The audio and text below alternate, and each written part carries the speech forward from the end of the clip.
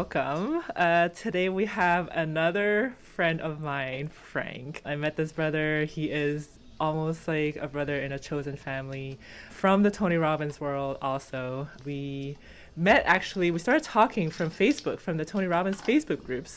We hopped on the phone, and you invited me to join you guys in the Airbnb to watch Date with Destiny together, and that's basically how we met, and then we became family ever since then. So super, super grateful to have you here, Frank. Thank you for joining us.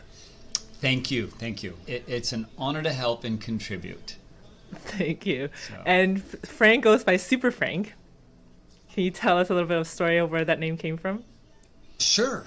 So where did SuperFrank come from? So after my first Date with Destiny, I was working with a personal coach.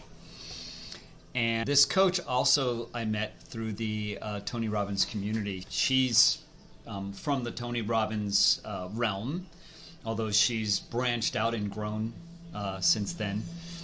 And I knew this coach that I identified with, partly because a lot of what I thought I needed help with most was relationship. And I know that she had been voted #1 relationship coach in Europe by Vogue magazine 2 years in a row.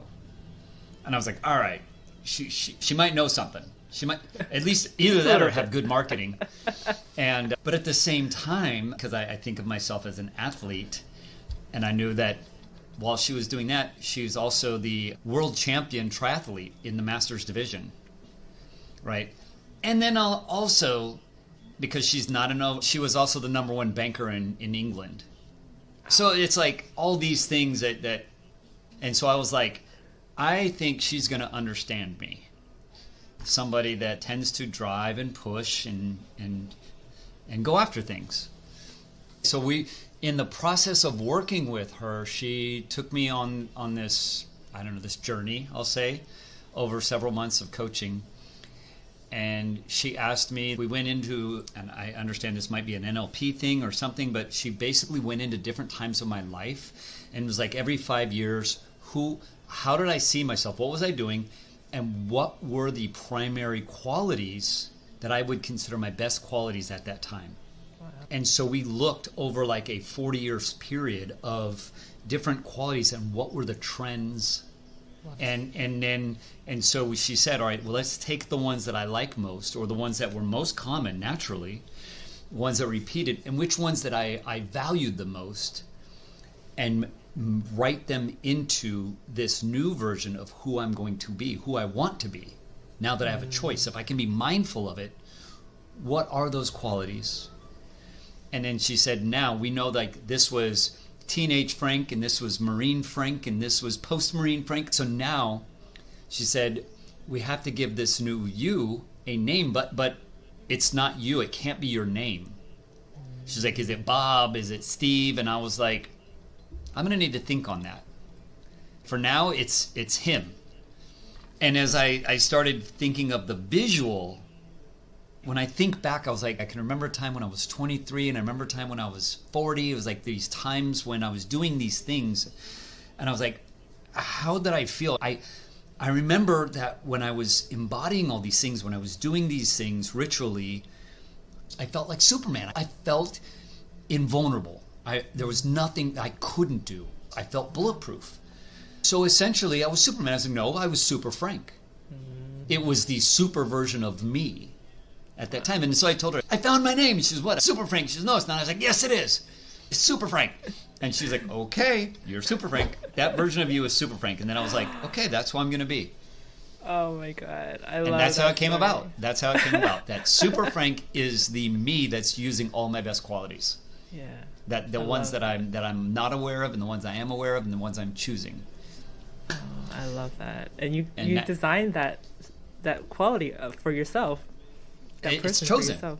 Mm-hmm. Yeah. I love hearing that story. And on my phone, I put your name down as SuperFrank, and so that's how I call you all the time.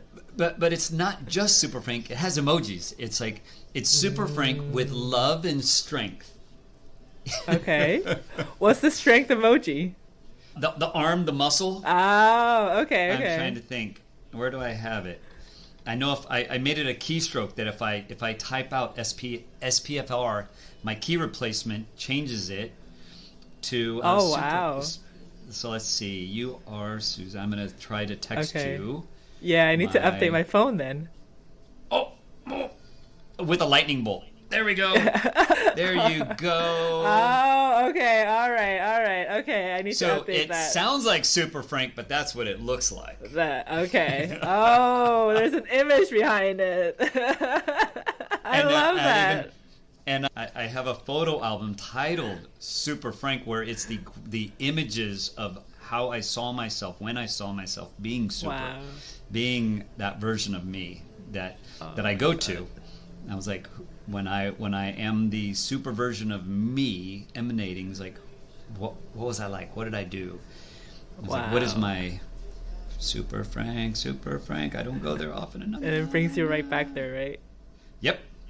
So let's see if we can do this. SuperFrank competed in the CrossFit Games when he was 40. When SuperFrank used to do triathlons. And oh my God. SuperFrank used to be a member of a hostage rescue company. Wow. It's like all the things that when I was really dialing into being the best version of me, what was I doing at that time? Wow. So anyway, there you go. I love that. I love that story. And so tell us a little bit more about yourself, SuperFrank, what you were doing before and what you're doing now. Ooh, what was I doing before?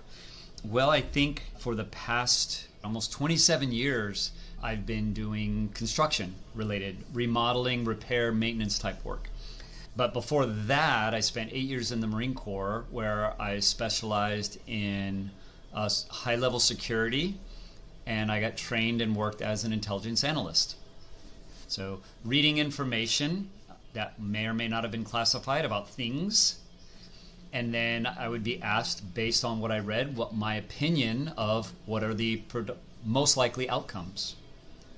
And so I got to read things and then give my opinion and brief people on information about things.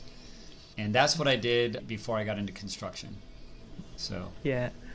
And so how was your journey from leaving being an employee to now being a business owner? What was that journey like for you? Well, and there's been several journeys of that, as I think the first one happened right after leaving the Marine Corps. And that it's interesting, like how I got into construction. Somebody came to me that knew that I'd been in the Marines and knew that I was getting out. He knew me here in Savannah as he had gotten out of the Marines 2 years before me. And he stayed in the Savannah area, and he ended up starting a construction company. And he came to me as he was having trouble finding the right people. And he said, "What are you going to do?" And I said, "I don't know," because I was offered a data entry job in somewhere near Orlando because I had a top secret clearance. So they said, hey, it was a job where I would enter classified information in a database because I understood databases. And I was like, okay, I could do that. Not interested, but I could do that. It's good money. And then I was also offered a job to go to the U.S. Marshals Academy. And I thought, ooh, now that sounds like fun. Kicking in doors. Yes, I like that. That's fun. Adrenaline. And then he came to me and he said, hey, do you know what you're doing? I was like, I don't know what I'm doing. He's like, perfect. Come work for me. I said, wait a second. Don't you do construction? I don't know anything about construction. He said, that's okay.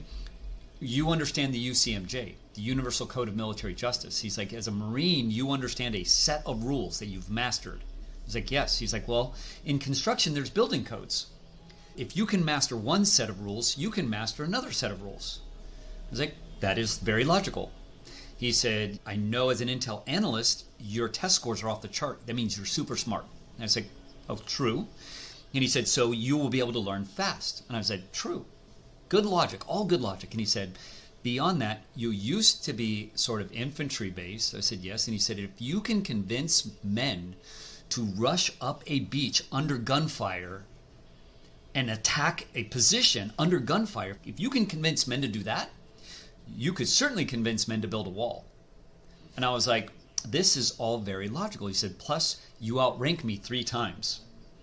And he said, so I'm going to teach you construction. You'll learn quickly. You're going to help me run my company. Mm-hmm. He said, because you're a leader. I said, so that's what got me into construction. And I got into construction, and just like he thought, I started learning it quick. And my nature was, I'm learning what I'm learning by day, and at night we didn't have YouTube and things like that, but I was getting books and reading books on wiring and plumbing and building things. And I was very fortunate that in one of my schools at the FBI Academy, I was taught how to read blueprints so we could shape explosives for rescuing hostages. So I did know how to read blueprints. I just didn't know how to build any of it. So I began learning those things, and that got me into construction, got me to my first job as an employee in the civilian realm, because I joined the Marines right out of high school. So I had worked for him and rose through the ranks essentially, because I started off as a $7 an hour laborer, went from walking around carrying a coffee cup telling people what to do to being a laborer paid $7 an hour. Within 6 months, I was a lead carpenter, and my pay had doubled. And by the end of the first year, I was leading a crew of framers, framing houses, picking houses up off the ground to replace the foundation. And I went through an evolution over 2.5 years of working for him. But to be honest, I was not an employee. We were 1099 employees, that kind of employee. And got to learn with him as I was an employee of his through 2 bankruptcies. And I got to learn from him because back then in Georgia, you didn't have to have a license to be a contractor. All you needed was a business tax certificate. He would often have us doing jobs that I come to realize I was paying attention. There was no paperwork. There were no contracts. It was all verbal. But the permit office also, you didn't have to have plans to build things. You just go and tell them, we're going to build this. Okay. It was very, very different 27 years ago. Wow. So after going through the evolution after a while and realizing that every once in a while he'd say, hey, sorry guys, I didn't get paid. I can't pay you this week. And I would just find a way. Okay, next week will be better. Next week will be better. And we would keep working. That after about 2.5 years, I think me and one of the other leads in the company, we were the top 2. We both were the smartest, and we loved challenging each other. You know, how quickly we would both pick a wall, and we would both get an assistant, and we would race each other for how quickly we could build a wall on a house. But the rule was not just how quickly you could build it, how quickly can you build it and build it flawlessly. Because we would check each other afterwards, because we knew like sort of the general rule for framers was anything within 1/4 of an inch was good enough. And we were like, no, within a 64th of an inch. Wow. It was like we need that kind of accuracy, because the better your framing, the better your crown molding in the end, the better your cabinetry in the end. So we pushed ourselves because we were high achievers. And Trini was taking night courses at the time. I think he was studying Calculus 4. And we just loved challenging each other and pushing each other. And we got to a point that the work got really, really slow. And we were like, do we want to keep working for this guy? Like, he doesn't seem to have it down. And we're like, why don't we just go do our own thing? And we will actually like use paperwork and have contracts with people. And then we will be in charge of the money. And we won't have to worry about the money being spent in the wrong thing, or... Because there were times where he would do I remember my previous boss, my first boss would have things like change orders, but nothing in writing. And I remember a client once told him at the end, he was like, hey, you still owe me $18,000. He's like, yeah, but you didn't follow the original contract. He's like, what? And he was like, your original contract said this, but you did something different. He's like, well, we had a change order. He's like, do you have anything in writing about that? I'm not paying you the last $18,000. And I saw these things happen, and I was like, okay, I know what not to do. It was like, you taught me a lot. You taught me exactly what not to do. Now I'm going to do some things differently. And I started my first company, and my first company was essentially me and my friend for about 1.5 years. Then he left, moved to LA, and it was me doing remodels for people, and I would hire friends when I needed help, and I did that over, I think it was like 6 or 7 years. Started buying my own investment properties and renovating my own investment properties, so I owned my own rentals. And at a certain point, I remember one of the guys that worked for me a lot went to work for a larger company that was doing well, a company called Savannah Kitchen and Bath. And he went to work there, and I remember him saying, he was like, man, they sure could use you here. And I was like, what do you mean? He's like, well, they don't have anybody that understands historic properties. He's like, because most of your knowledge is in the historic district. You really have an understanding for these historic properties. He's like, most of the people that work here only know new construction. And it happened like within 2 or 3 weeks later, I was at a dinner, and the owner of that company was at the dinner, and we were sitting next to each other, and I said, hey, I have an understanding you could probably use somebody like me at your company. And he said, really? He's like, are you interested in joining my company? Like, would you join me? And the way he said it was, do you want to come work for me, but join me? And I thought, I have so much to offer. I took value in the way he said that to me. And so I said, look, I was like, I'm finishing up one of my investment properties. I got like 2 months left on that. I could potentially start something. And my wife at the time was saying, hey, I'm about to take a year and go to France. On SCAD has invited me to come over there and teach in France. And I think I'm going to not work for a year. And she's like, so if you have the ability to have a paying job with steady income, because working for myself, sometimes I'd make $4,000 in a week, and sometimes I'd lose $1,000 in a week. It was a learning process. You win, you lose, you win, you lose. And it was like, okay. So I went and I met with him, and he said, hey, yeah, we see where we bring you in here and start you off as a project manager, and then I was like, sure, I'll give that a shot. And it felt really good that I felt valued from my experience and my knowledge. And my first project there, I ended up finishing on time and under budget. And the client, this was at the landings, and the client ended up raving that she had somebody that listened to classical music, because depending on what I'm doing, I would often listen to NPR when I'm doing trim and cabinetry to slow me down, right, to get into that right mindset and state to do quality work. If it's demo, it might be a little bit faster music. But I guess called her friends, and I got a call from somebody at the office, one of the designers, and she said, do you listen to classical music? And I was like, what? Do you listen to classical music? I was like, sometimes. Why? She goes, were you listening to classical music yesterday? I was like, I was listening to NPR. What was on? She's like, what's NPR? I was like, public radio. I was like, yeah, they play classical music sometimes. So I was like, Garrison Keillor. And anyway, she said, well, a client was calling around telling all of her bridge friends that she knew her project was going to be amazing because classical music was coming from her job. That any carpenter or any remodeler that listens to music like that has to be doing great work. She said another woman called the office and said, I will hire your company if you promise me the crew that listens to classical music. Wow. Anyway, so at that company, I rose through the ranks, and I think within like 3 or 4 months, I became the operations manager of the whole business. And I managed that business for 3.5 years through the recession. I worked there during the whole recession, or up until the end of the recession. And I know they struggled because they were extremely over-leveraged to have a showroom and things. And the owner wasn't that great at planning and estimating. And so at a certain point in 2010, I knew I was unhappy working there, because a lot of times I was asked to do quality that I didn't feel was right. I was asked to do things in a way that I didn't feel were as ethical as I wanted to deliver. I thought it was time for a career change. I was like, maybe it's time for a career change again, because I was like, am I supposed to go into medical field or be a personal trainer or computer science? Like, these are all things I'm interested in. Mm-hmm. I like training. I like computers. I was like, these are things I like and I'm good with, and maybe I should do something that I'm really naturally good at. And I read this book, 48 Days to the Work You Love, a book Dave Ramsey recommended.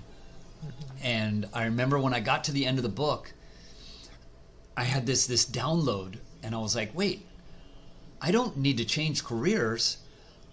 I just need to do this the way I want to do it. I was like, there's a certain level. I need to go back to being my own boss.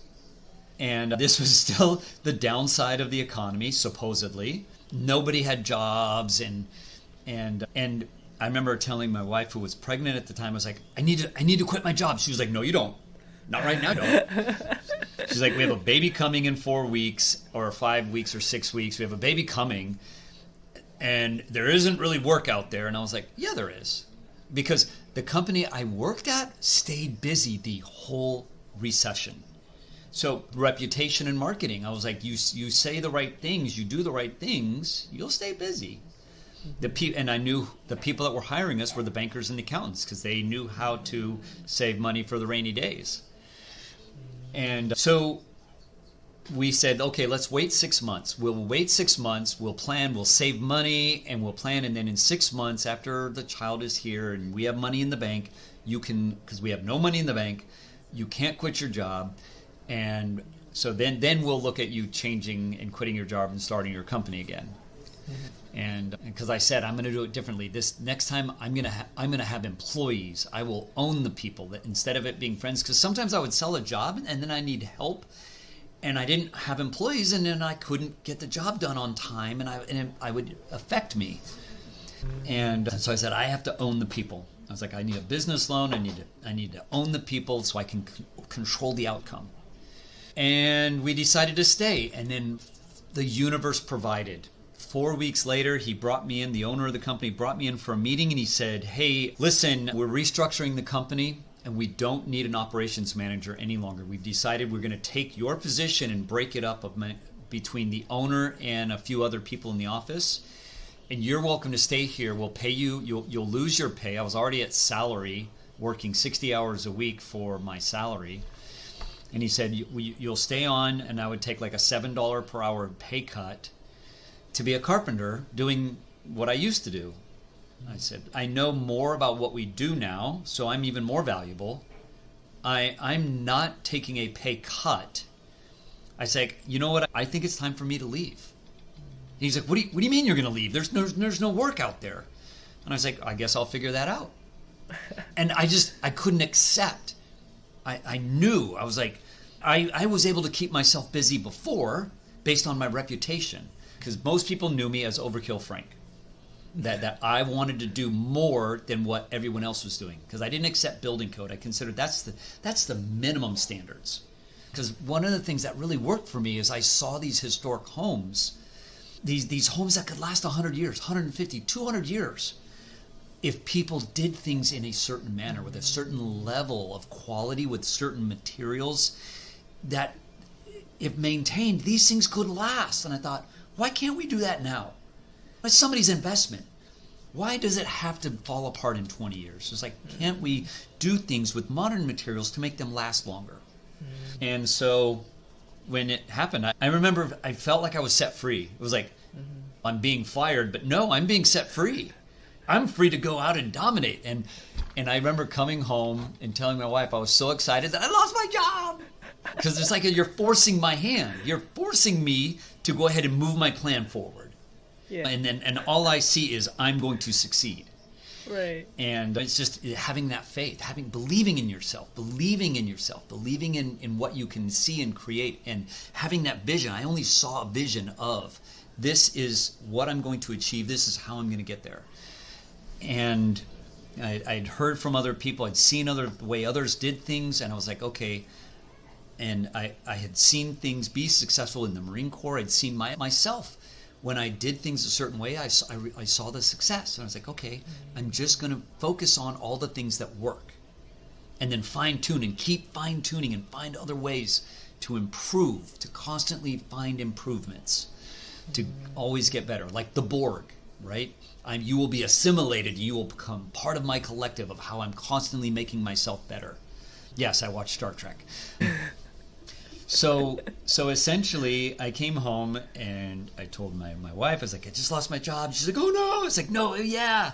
She's like, wait, what are we going to do? I was like, I'm going to get a contractor's license again, and I'm going to get insurance, and I'm going to launch a company. She was like, how? She's like, no, quickly. Because we knew a lot of people. And she's like, go to JT Turner. Like, they know you, you're known, they'll hire you. And I said, look, that's a big company. That's a big company, and I do not want to go be a small fish in the big sea. I was like, I'm going to go be a big fish in my own sea. And she was scared, and I just wasn't scared. I believed in the outcome. I believed that I could do it.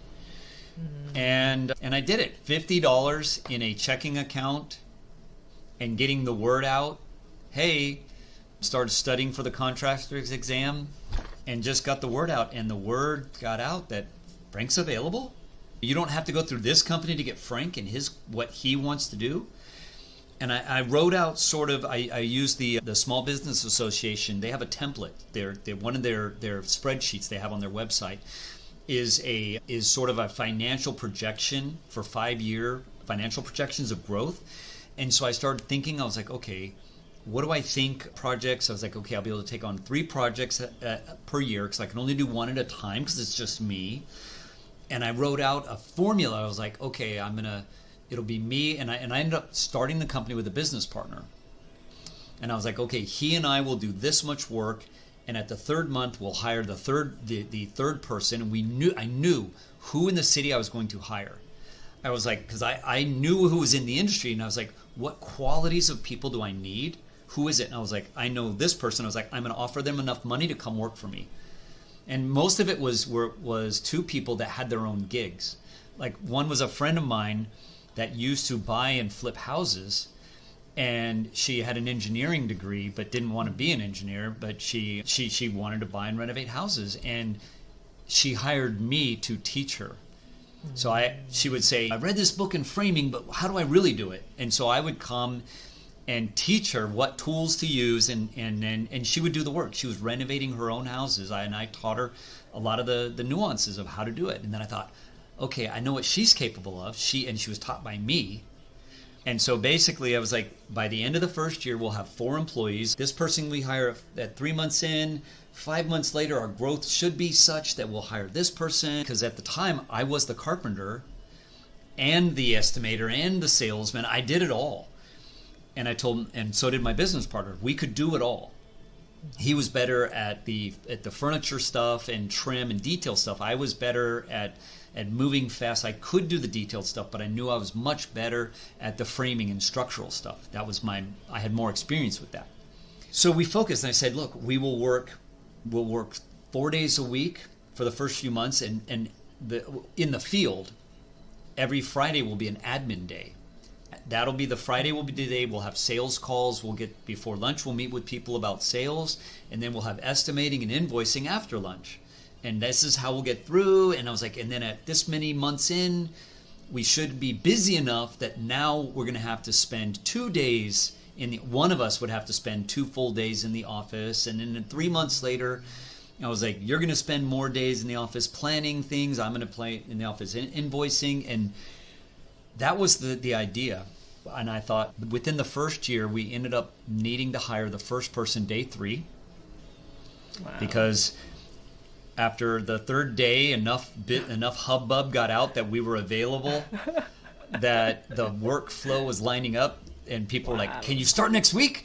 And let me see. And so I asked Raquel, I was like, hey, are you available? She said, yeah. And I was like, will you please come join us? Wow. And basically everything ended up being 3 times what I thought it could be. We ended up with 8 employees at the end of the first year. I thought it was going to be 4. We had 8 at the end of the first year. Doing 3 times the amount of sales I thought we would do. Right. And it stayed that way. I was like, everything I would try and predict, I would keep trying to predict, okay, if we did this year, then we need to increase by this. And we kept outpacing ourselves by almost a factor of 3. Wow. Every year. And so I was like, okay, fine. Next year, I'm going to plan because we kept outgrowing our office space. We were renting an office space, then we were like, okay, we need something nicer for the company. So we found this cute little gas station downtown on Lincoln Street that we bought. It was condemned, and we bought it. We're like, we'll renovate it. It'll be our first office. Before we got the zoning approved to use it as an office, because it had been a gas station, by the time we finished the zoning, the company had outgrown it. We moved into it knowing we didn't fit. Because now I had more office staff. Wow. I had more interior designers on staff, so I needed more office space for these people. And so that's when I said, okay, we need something this big. And he's like, why do we need something that big? I was like, I don't want to move again. I was like, we need something we can grow into for the next 50 years. We need something this big. And he's like, why that big? I was like, growth. I was like, do not inhibit ourselves because we keep getting distracted. When we would need to move offices, that would take our energy away from helping clients because now we're working for us. So I was like, so that's how we ended up in the building I'm in now. 8,000 square foot office space on 3.5 acres. Oh my God. Yes. So yeah, that was 2010 was the idea. September 2010, I lost my job. A week later, I shook hands with somebody and came up with the plan for the company and the strategy for the company. We got a bank account, met with a few people in December of 2010, filled out the paperwork with the Secretary of State, and officially incorporated January of 2011 and launched January 3rd, 2011. We launched our first project. Wow. And 14 years later, wait, isn't it? No, 13 years later? Something like that. Wherever we are now. Yeah. How did you... It sounds like through all these changes, you had so much belief in you, in what you were capable of. Where does that belief come from? Just thinking about what I've already achieved. And it might be that I blow smoke up my own butt. That it might be that. I remember that I had a natural understanding for algebra. I remember in math class they would try and teach people algebra and everyone's scratching their head and it just made sense. I don't know why, it just made sense. I was like, of course. And it just made sense. And then science, I loved science. And at some point, I remember there was this organization that came to our school. A gentleman from the Department of Energy and a Navy recruiter came to my school to see me and another student. And I said, yeah. And they said the annual nationwide test that we take, they said, yeah. They said that the two of us scored in the top 2% in the nation in math and science. And so I remember thinking that, like, if I can do that, I can do anything. And then I remember being the smallest, skinniest, scrawniest kid in class and overheard a girl say that she would do anything for a guy with a washboard stomach and that hard bodies turned her on. And I thought, I need to know what a hard body is. What's washboard mean? Couldn't find anything in the library about that. But I remember walking through the mall, and out of the corner of my eye, thanks to my superpower called ADHD, I saw a magazine at the GNC. It was like a Wider magazine or Muscle and Fitness and there was something about how to get a washboard stomach. And I saw the words and I was like, that's what she's talking about. Muscles. And I knew from science, I was like, muscles, creatine, myosin, the two large water vacuoles. I was like, so I bought the magazine and I was like, she's talking hard body, muscles. Okay, I will grow muscles. I will learn how to grow muscles. And so I took my nerdism and applied it to learning about how muscles grow and training, and then signed up. I dropped some of my classes the next year because they started a weightlifting class that they had never had before. And I signed up. And it was like in the evenings, I would just do crunches for like an hour and leg lifts to create my washboard. And it was amazing how I transformed who I was. 4 months, and I made this huge transformation. I came to school, and everyone was like, who are you?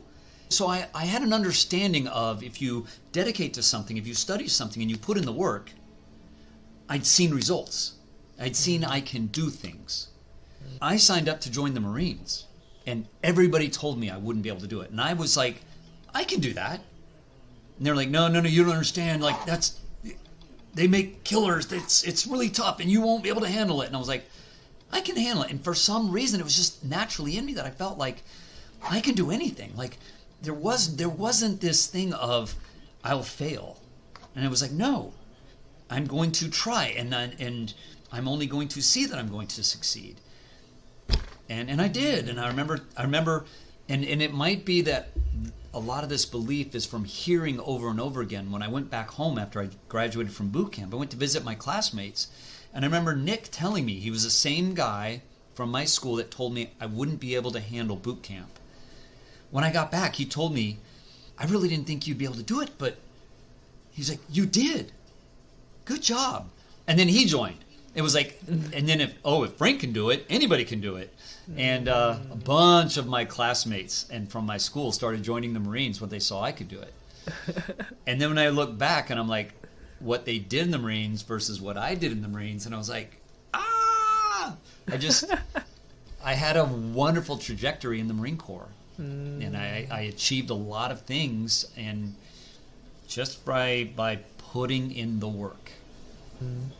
And it just became a common thing that I would see something and believe it's possible, and not question that it's not possible. Why can't I? Right? It's been a reoccurring thing. And from the teachings from Tony Robbins, I'm like, everything made sense. Once I started hearing him talk, I was like, everything made sense. I was like, oh yeah, I can do this, I can do this. And I was like, when he's like, you see it and achieve it. Joseph McClendon III talks about write it down, and I was like, I did these things. I've done them over and over again. Right. Okay, that's how it's done. So what do you do when you went from being an employee or never really own a business, right? What do you do when you come across challenges in the business? It's like, you've never done that before. You make mistakes and you learn from them. You try something, and I think part of it was early on is I would read a lot. I would read about like business law and tax law and the things that they told me I was going to need to learn. And every once in a while, I'd make a mistake. And I think part of it is you have to have sort of, I don't want to say it's a thick skin, but you have to be okay with knowing like, oh, I just lost $4,000. Okay, and I identified it, and I was like, some people pay, I never went to college, right? And I was like, some people pay a lot of money to go to college. I'm paying money over time for my knowledge. I'm paying to learn. And that's how I'm going to see it. It's like rushing an estimate to sell a project and forget to put in the $4,000 painting budget, but you sold the job, and now it's like it comes time and it's like, oh, we just lost well, we have a contract, we're going to follow through with the contract, so we have to eat $4,000. Okay, I will learn from this. And it's like, okay, don't make them, I'll make the mistake once, try not to make it twice. And yeah. Do you ever have any moments when you, for example, you made that $4,000 mistake? Do you have that moment? It's like, oh, why did I do that? It's like, how do you normally, your first reaction to mistakes, how do you normally react to that? Oftentimes I don't get angry. The key is anger doesn't solve anything. I don't know why or how I identified that long ago. And that might have been hostage rescue school, or it wasn't called hostage rescue school, it's called CQB school. So one of the things for guarding nuclear devices or really important people, they teach us when you're going through a building trying to rescue people, there's terrorists in there, and you're going through a building, you have to process everything as though it's fresh. And at no time, if you make a mistake, can you let it enter your psyche, because then you're going to be focusing on that. Anything that happens, you miss, you accidentally shoot the wrong person, immediately put it behind you and tell yourself, breathe. And what they taught us to do was focus on our breathing. Focus on your heart rate and focus on your breathing. And if you can keep your breathing low, slow, you're more likely to process things better because there'll be less adrenaline. There's going to be adrenaline, but you're more likely to process things better if you can focus on your breathing. And so they would tell us, when you're going through, you're going to focus on your breathing, and anything that happens, put it behind you. When it's all said and done, and you've rescued everybody out of the building, now that you're out of the building, now we can talk about what went wrong. How did it go wrong? How do we process it? And the Marine Corps as an organization does that. After every possible war, battle, exercise, they do something called their lessons learned.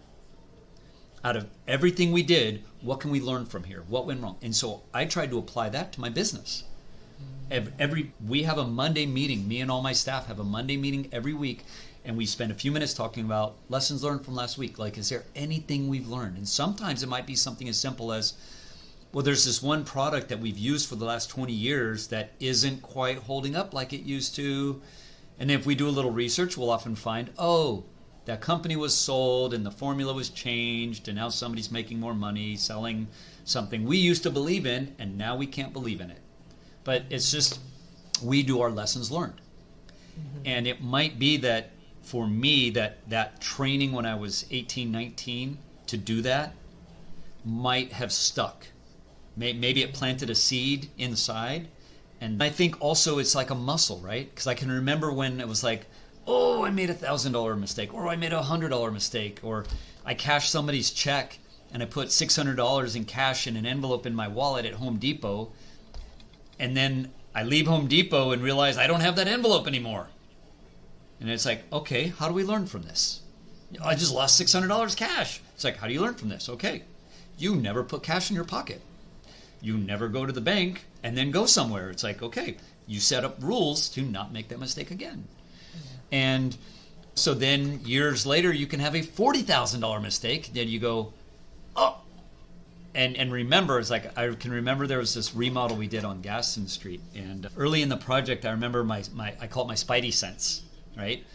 I was walking through the building and looking at the old giant beams and thinking about the remodel that was planned by our designers.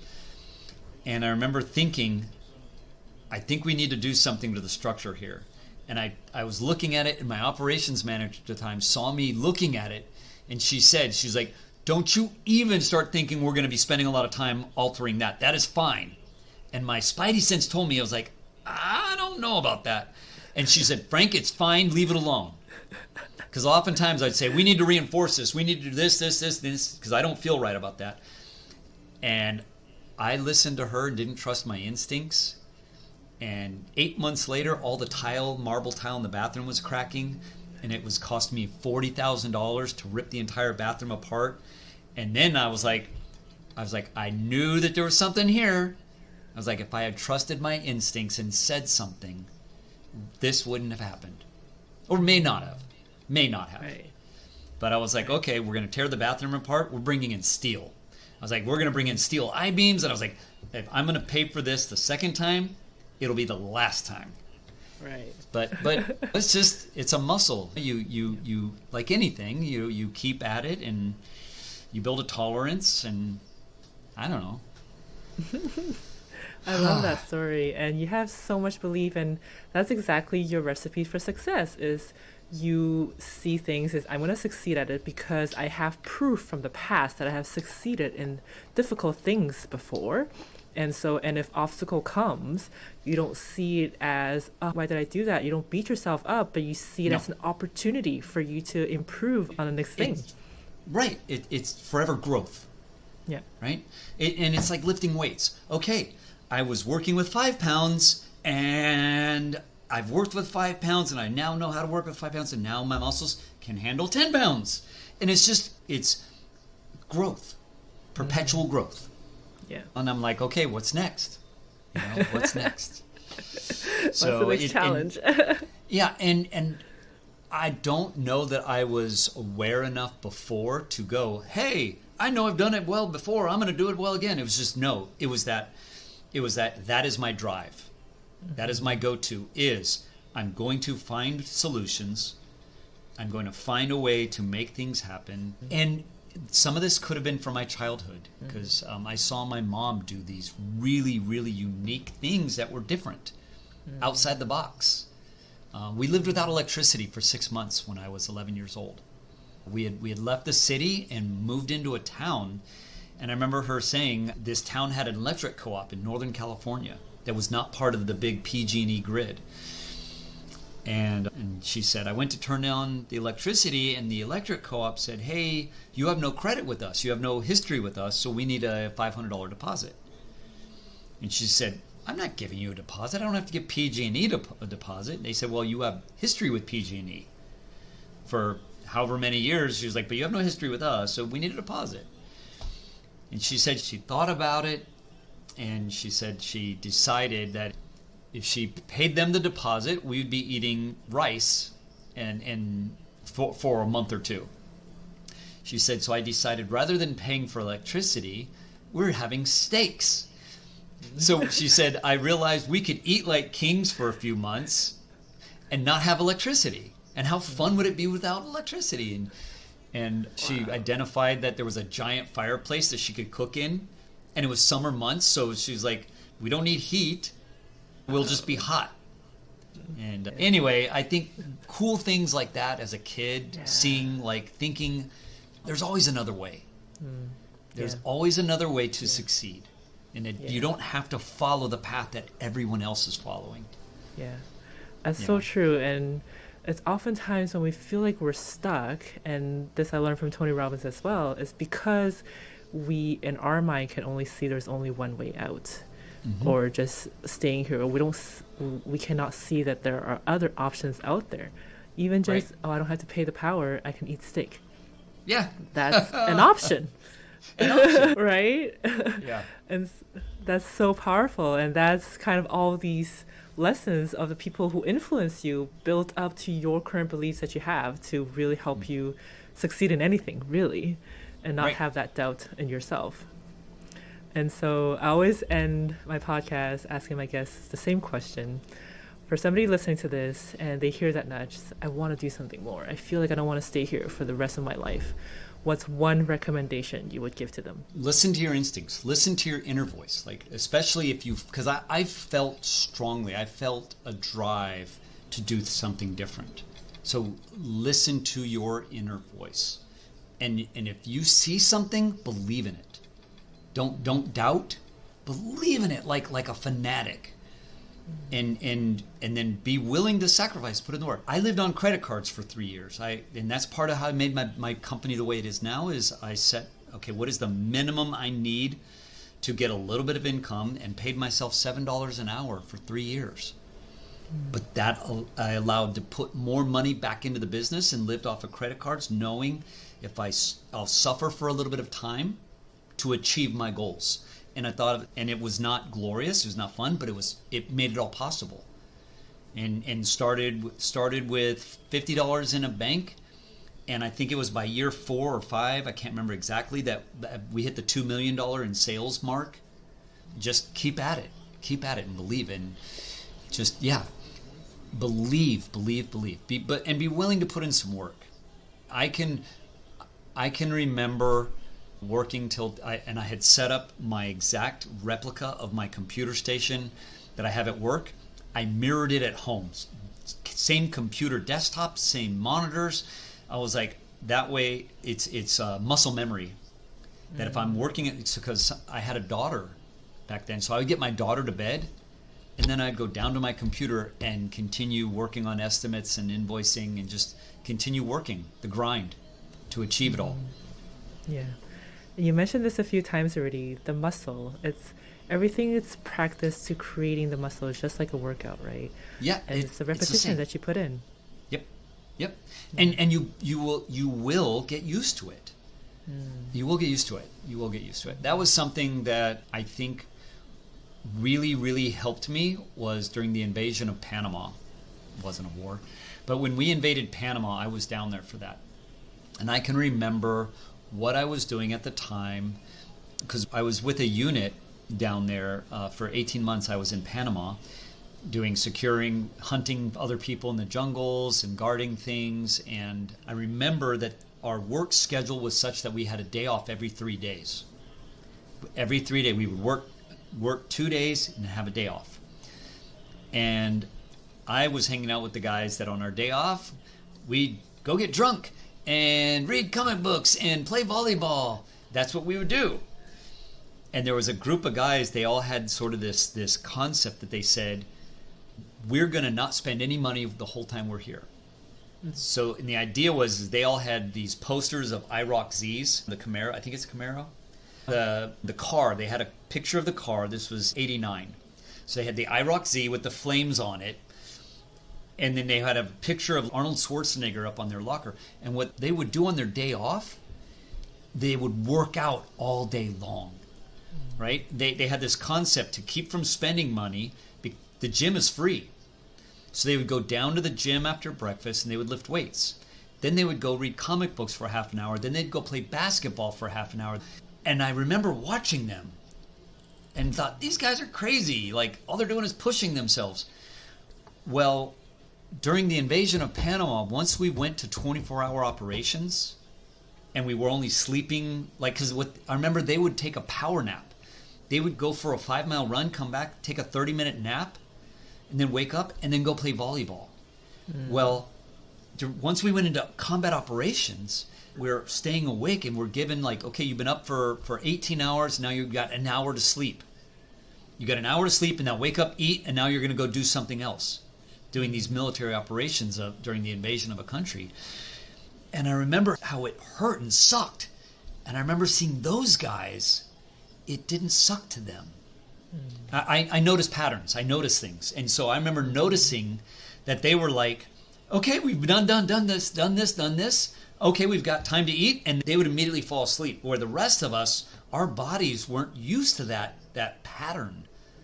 And so I thought about it. I was like, what they were doing in practice, they didn't even realize how it benefited them in war. And so that's when something keyed on me. And when I came back after that, I was like, I have to work out 3 times a day. I was like, so I can be ready for whatever comes my way. Wow. Right? Whether it's war, whether it's anything, I can be ready for whatever. Build that physical mind-body connection that's ready for whatever. Wow. And I think that's part of it. Is just like you said, is if you're getting, that might be something to suggest. If somebody's thinking, hey, I have a 9 to 5, but I want to start launching my own business, is make sure you're staying fit. Make sure you're taking care of your body, because that was one thing I was doing. I was doing CrossFit and eating paleo when I was still ready to launch my business. So I had a certain level of physical energy, capable, ready to support me to do these things. Right? So make sure you're taking care of yourself. Take care of your mind, take care of your body, so that those things can support your dreams. Yeah. It's so true. And regardless of what any type of physical condition you need in terms of the business, yours may be a little bit more physical straining, mine is all in the office, but you're so right that physical conditioning and working your body, your physical body, it will help you, give you the energy that you need to solve any problems that comes your way. It will give you a clear mind. It's not just about being smart, it's really having that physical body that can support the mind that you need to really push through all these obstacles that will come your way. Absolutely. And there's even a book that I'm currently reading that brilliantly explains a connection that they've learned in the last 30 years, that there's a specific town in the United States that have been using the science of this, that physical conditioning makes our brains work more efficient and it generates better brain cells. Physical conditioning will help your mind. And just by pushing, they said something, I think has something to do with pushing at 85% of your heart rate max, that when you get at that threshold, it helps your mind. Wow. And Tony teaches that, doesn't he? Yeah. That push the body helps the brain. Yeah. Yeah. Yep. Absolutely. Yep. Well, thank you so much, Frank. It was an honor to have you here just to share your own recipe for success. And you bet. If anybody wanted to find you, where can they find you? I think Instagram. I have a Facebook account. I don't really use it. I think I mostly just share things about my daughter there. But you can find me on Instagram, Frank L. Ellsworth. There's several of us. I'm one of them. I know some. Flattery is when people try to copy your account, and so there's several copies of my account. Oh. Yeah. But yeah. And if there's anything I can do to help, give somebody a nudge, a piece of advice, help, I hope to be as helpful as I can be. Thank you so much, Frank, for your time. You're so welcome. And thank you. Thank you for being my friend and for everything you're doing for others. Thank you. Thank you. And for everybody else, we will see you at the next episode. Have a good one.